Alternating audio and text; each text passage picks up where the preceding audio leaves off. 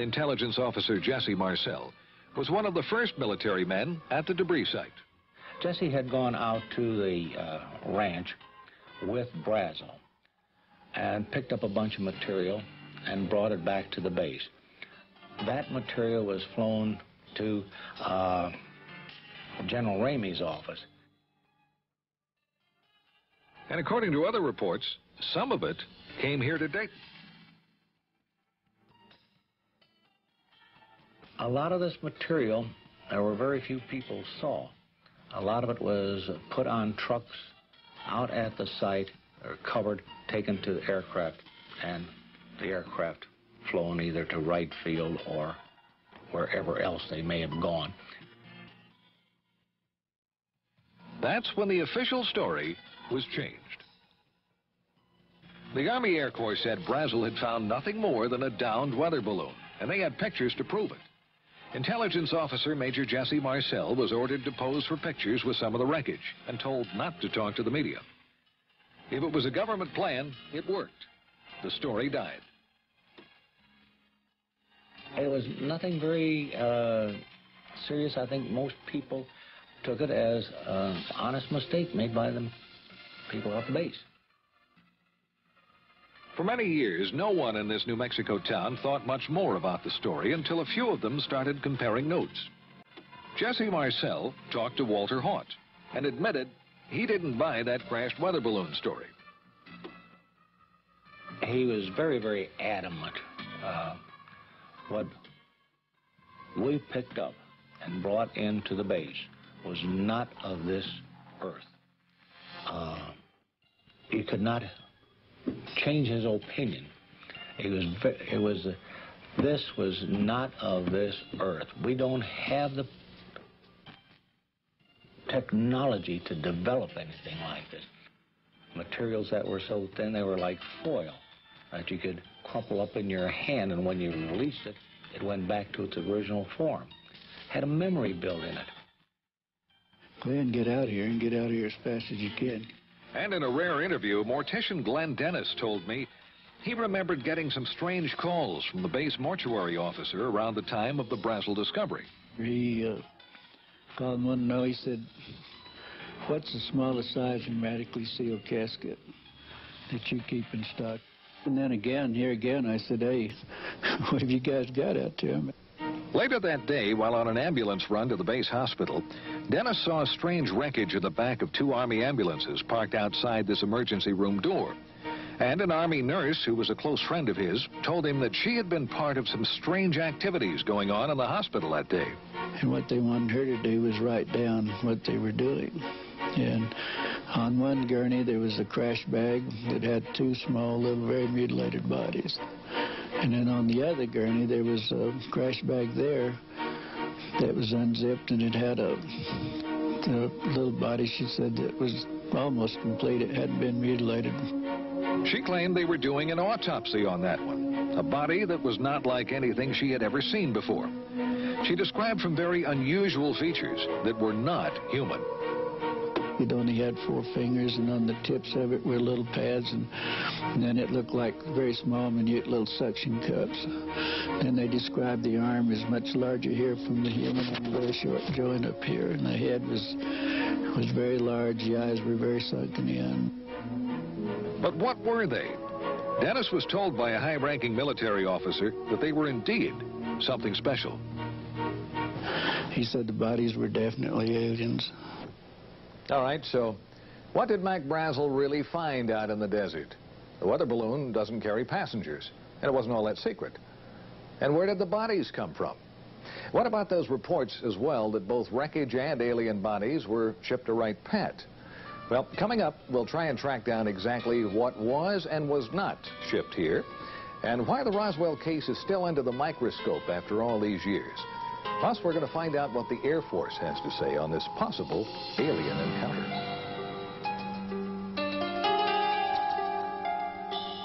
Again, it started attracting real attention around 1979, when some well-established researchers, including Stan Friedman, Bill Moore, Kevin Randall, and Don Schmidt, started to dig into the story.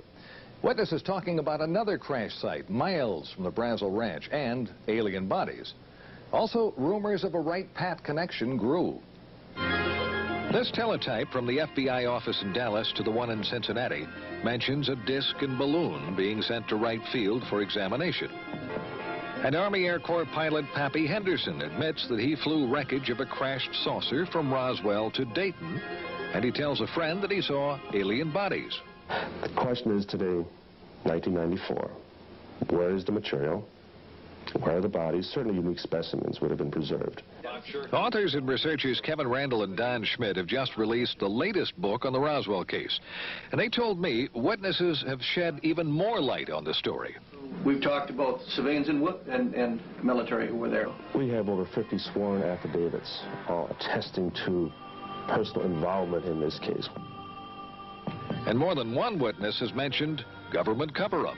The Provost Marshal Edwin Easley now, who mentioned over and over again that I'm still sworn to secrecy, yet before he died, he acknowledged his involvement, the bodies, and that the President, whether personally or indirectly, had asked them to cooperate and never to say a word about this. And about that Wright-Pat connection? We have first-hand testimony that there were two separate body flights that went out early morning of July 6th, sometime between 2 and 3 in the morning. That there were two flights, one went on to Andrews Air Force Base in Washington, D.C. And we can only imagine who may have been interested in possibly seeing the contents within the bomb bay. And the other flight went on to Wright Field. All right, some amazing allegations as to what might have been shipped to Wright-Pat following the crash at Roswell. Well, recently we went on base to try and find some evidence to back up the witness statements and also try and prove or disprove the allegations and also some long-standing rumors. We got some answers and a few surprises. This is Area B at Wright-Pat, and behind me a cluster of buildings and hangars. Now, most of the old rumors were that the bodies and wreckage were kept in Hangar 18. Well, first of all, there never was a Hangar 18. There is a Building 18, but it's home to Wright Lab, and it never has been home to Foreign Technology Division, which is the division that you would have expected to have been in charge of the wreckage and the bodies. We checked base civil engineering maps that show everything above and underground, and those rumored secret underground storage vaults and tunnels just don't show up. But a recent article in Far Out magazine claims Building 620, that's the avionics lab up on the hill, has access to secret vaults through a tunnel under the auditorium. So, using the map in the magazine, we found a tunnel. And here it is. Sources confirm it's the only tunnel under that building. We found no vaults of any kind, plus the building wasn't built until the mid-60s. So, what happened to the wreckage from Roswell? Well, the Air Force agreed for the first time to talk about it. Had there been in an exclusive one-on-one interview with a man who heads this sprawling complex known as the Air Force Foreign Aerospace Science and Technology Center, we got some surprising answers. The obvious first question, were alien bodies and wreckage recovered from a crash at Roswell, and were they brought to Wright-Pat? We've extensively researched that, kind of hoping that we might find after all these years that really there was some thread of truth, and we've had no success at all. And I know today there are no such vehicles or bodies on the base. If they were. If we're to believe that Roswell was nothing more than a weather balloon crash, why would it have been brought here in the first place? If it was easily identified as a weather balloon, probably it wouldn't have been. If it were a foreign weather balloon, it may have been. If it were unidentified, it would be brought here because, in fact, that is our job, to look at technology and technological advances in any sense. Well, that seemed to be a pretty good argument that it was not an everyday weather balloon. And if it wasn't alien bodies in a UFO, what was it? Extensive research here, we found just no indication at all of any kind of incident at Roswell. I mean, we have nothing on record for that investigation. But we did learn that there was a Roswell file in one base office. Meet Colonel Hector Quintanilla. He was the last director of the Air Force's Project Blue Book. There was a folder. Okay. A folder about as big as this, with newspaper accounts of what transpired out at the ranch or wherever it was. Okay. But there was no formal correspondence that I could find with regards to Roswell. He told me Blue Book's evaluation of the case was it was nothing more than a balloon, and that's the end of it. But interestingly enough, a search of other Air Force documents failed to turn up any reference to Roswell in any form. We can't find an advantage to keeping such a thing a secret. We think that probably what happened is that there wasn't anything significant from the Roswell incident, if in fact it was evaluated here. Consequently, if there was either no report or the report was of no significance, so it was destroyed. And he added, nothing like aliens or a UFO could have arrived at Wright Pat without somebody knowing about it and eventually talking.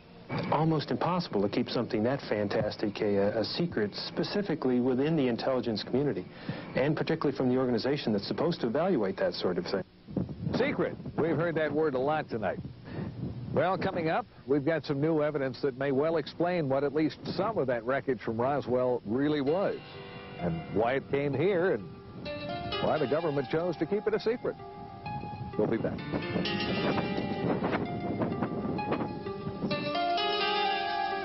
The official story was nothing more than a weather balloon that crashed near Roswell, New Mexico back in July of '47. And there are as many theories as there are UFO investigators, but every one of them agrees on one fact. Something unusual crashed right here on Mac Brazel's ranch near Corona, and the government covered it up. And they also claim more wreckage and bodies were found at other locations. First site mentioned near the plains of St. Augustine. That was way over in this area. And the most recent site, Randall and Schmidt's brand new theory, is closer to Roswell, probably on his ranch. Lightweight beams with strange purple markings that resembled flowers and foil-like material that kept its shape. Our investigation found that that matches the type of materials used in a top-secret high-altitude spy project known as Mogul. It was far different in materials and mission from any common weather balloon. Now, let me show you the difference. Coming up is a drawing of a Mogul weather balloon, one of the configurations. A lot of balloons, suspended pieces down here, exotic materials, and from top to bottom, it stretched over 600 feet. And it was designed to spy on the Russians to keep track of their nuclear tests. And it had an above top secret project clearance. Now, Mogul project manager Professor Charlie Moore told me it was not uncommon for that giant Mogul balloon to be mistaken for a UFO. When Moore and his Mogul team learned of the flap over the Roswell incident, he said they laughed, but they kept quiet about their project. Moore identified the wreckage in the Jesse Marcel picture as a Mogul ML-307B that had been launched from Alamogordo, New Mexico. He confirmed a crash would have spread wreckage over a large area. And why wouldn't anyone have recognized it? Well, Moore said no one around Roswell had ever seen one. Moore was even cleared to know about Mogul flights. And that's probably why the wreckage was sent to Wright Pat. Now, there's one more twist that tends to back up the Mogul theory. The former top man with Project Mogul, Colonel Marcellus Duffy, was at Wright Pat when the Roswell wreckage arrived. He recognized it, but that story never got out. According to another former Mogul officer, retired Air Force Colonel Albert Tchaikovsky, Colonel Duffy could not talk about it because of the secrecy. So, if it was a giant Mogul spy in the sky that went down on Brazel's ranch, something else must have crashed nearby, something with small passengers. Mogul officials can't explain that. Well, more than a few witnesses claim they saw bodies. Like a man identified as a former Air Force physician who related what an intelligence officer told him about strange bodies and a Wright Pat connection. Beings on that spacecraft, he relates, were not anything that he could identify from our planet. They did not appear like any human being he'd ever see, but they were obviously not anything else. So they obviously were living human beings, and some of them were injured, most of them were dead. They were taken by he and a number of other individuals to Wright-Patterson Air Force Base at that particular point in time, and he said they were put there for later evaluation, identification, examination by the Air Force and by the military. Now, when we come back, possibly the first physical evidence that more than just wreckage from a top-secret project came to Wright Pat. Plus some pictures that could prove UFOs are real.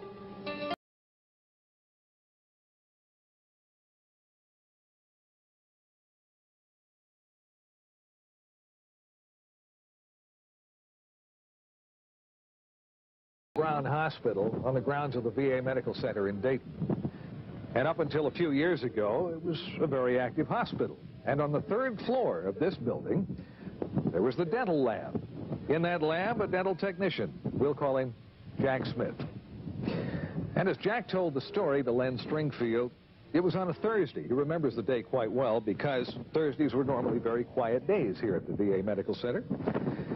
And 2 men he identified as officers from Wright-Patterson Air Force Base brought him a model, an impression of a lower jawbone. They wanted a working model made. He was to keep no records, and the mold he created to make the model was broken and thrown in the trash as the Air Force officers left. Smith retrieved the broken mold pieces and put them back together at home, and he made his own model. He said he knew this just wasn't human. Few have ever seen it, and those that have can't identify it. An article in Len Stringfield's new book quotes certified dental technician Bruce Phillips as saying it's not like anything he'd come across in his 20 years in the business. The teeth are flat, no cutting surfaces. The shape of the jaw is different from humans, and the arch is much deeper. If it isn't identifiable as animal or human by people who should know, what is it? Could this finally be the first hard evidence the Air Force was indeed doing tests on alien bodies out at Wright-Pat? Jack Smith says the jawbone model was made in 1979. And if you compare the shape of the jaw in the model with the shape of the jaw in this computer drawing of an alien, it's almost a perfect match. Some sources claim the drawing was part of a government UFO briefing in 1978, same time frame, and was based on photos from Wright-Pat. Now, the Air Force tells us they have no records of any alien picture or the briefing. No comments yet on the jawbone. For believers, this is more evidence that something is going on, and the government really doesn't want to talk about it. But are models and pictures enough to finally prove that UFOs and aliens are real? Well, we've had great photographic proof for years. The question is the resistance to accepting it as being proof. Dr. Bruce Maccabee is one of the most respected experts in the field of photo analysis. And Bruce says some pictures taken near Gulf Breeze, Florida back in January by Ed Walters would have been pretty tough to fake. The first picture shows an unidentified object with an F-15 closing in. The next shows the plane flying by the object. Here you have a situation where the airplane actually got in between the camera and the object. Walters claims the plane made a U-turn and the object flew away at high speed. Maccabee showed me videos of other sightings around Gulf Breeze at around the same time, and they were ones that were hard, if not impossible, to explain. Skeptics have often said, you know, if this stuff were real, you would have photos and videos. Right. What can I say? Now you've got photos and videos. Now you've got photos and videos. It's interesting to note the Air Force has never said that UFOs don't exist. Was this a break in a curtain of secrecy surrounding the real UFO story? Has the government really been covering up the story of the century? It all comes down to what you believe. And as in the past, it remains the controversy that won't die. And whether the evidence connecting Wright-Pat to the UFO phenomena is accurate or not, the base is forever a part of that legend. I'm Carl Day.